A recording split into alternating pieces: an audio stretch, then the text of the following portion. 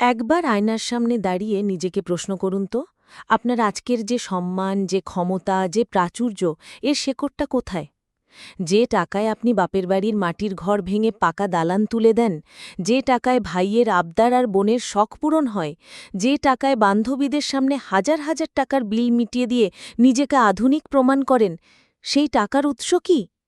এই প্রত্যেকটি টাকা আপনার প্রবাসী স্বামীর শরীরের ঘাম, রক্ত, পানি করা পরিশ্রম আর বিনিদ্র রাতের দীর্ঘশ্বাস দিয়ে তৈরি। তিনি হয়তো মরুভূমির তপ্ত রোদে পুড়ে নিজের চামড়া উৎসর্গ করছেন, অথবা বরফ শীতল কোনো দেশে হাড় কাঁপানো শীতে পরিবারের কথা ভেবে উষ্ণতা খুঁড়ছেন, শুধু আপনার মুখে হাসি ফোটানোর জন্য। তিনি আপনাকে সব দিয়েছেন, টাকা, সম্মান, স্বাধীনতা। আপনি সেই টাকা দিয়ে নিজের জগৎ সাজিয়েছেন, সবাইকে আপন করেছেন।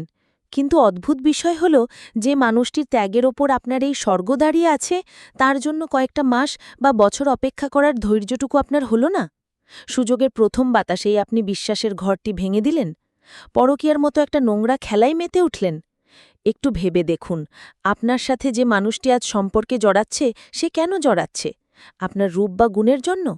নাকি আপনার অফুরন্ত টাকা, স্বাধীনতা আর আপনার স্বামীর অনুপস্থিতির সুযোগের জন্য? সত্যিটা হল, আপনার স্বামীর প্রবাস জীবনই তাকে আপনার দিকে আকৃষ্ট করেছে। আপনি তার কাছে সহজ শিকার, কারণ আপনার মাথার ওপর কোনো অভিভাবক নেই, টাকার কোনো অভাব নেই। সে আপনার প্রবাসী স্বামীর টাকায় আপনার সাথেই প্রতারণা করছে। আপনি ভাবছেন আপনি স্বামীকে ঠকাচ্ছেন? না, সবচেয়ে বড় ভুল করছেন। আপনি আসলে নিজেকে ঠকাচ্ছেন, নিজের ভবিষ্যৎকে গলা টিপে হত্যা করছেন। কারণ প্রবাসীরা মাথার ঘাম পায়ে ফেলে হালাল উপার্জন করে, আর হালাল উপার্জনের সাথে সর্বদা আল্লাহর রহমত থাকে। এই রহমতের ছায়াতেই আপনি আজ এত সুখে আছেন। যেদিন আপনার প্রবাসী স্বামীর অস্তিত্ব থাকবে না, কিংবা তার পাঠানো টাকার স্রোত বন্ধ হয়ে যাবে, সেদিন কি হবে? ১. আপনার শ্বশুর বাড়িতে আপনি হবেন একজন বোঝা। ২. যে বাপের বাড়িতে দালান তুলে দিয়েছেন, সেই ভাইয়েরা আপনার দিকে বাঁকা চোখে তাকাবে। ৩. যে বান্ধবীদের দামি রেস্টুরেন্টে খাইয়েছেন, তারা আপনার ফোনটাও ধরবে না। ৪. আর আপনার আজকের পরকীয়ার সেই প্রেমিক?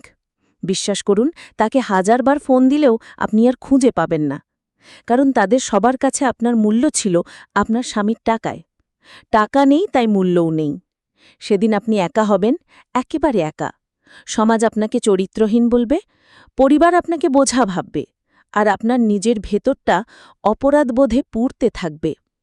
তাই সময় থাকতে সাবধান হন। যে মানুষটা নিজের সবটুকু দিয়ে আপনার জীবন সাজিয়ে দিচ্ছে, তাকে অবহেলা করবেন না। আপনার স্বামী শুধু টাকা পাঠানোর যন্ত্র নন, তিনি আপনার সম্মান, আপনার ছায়া, আপনার অস্তিত্ব।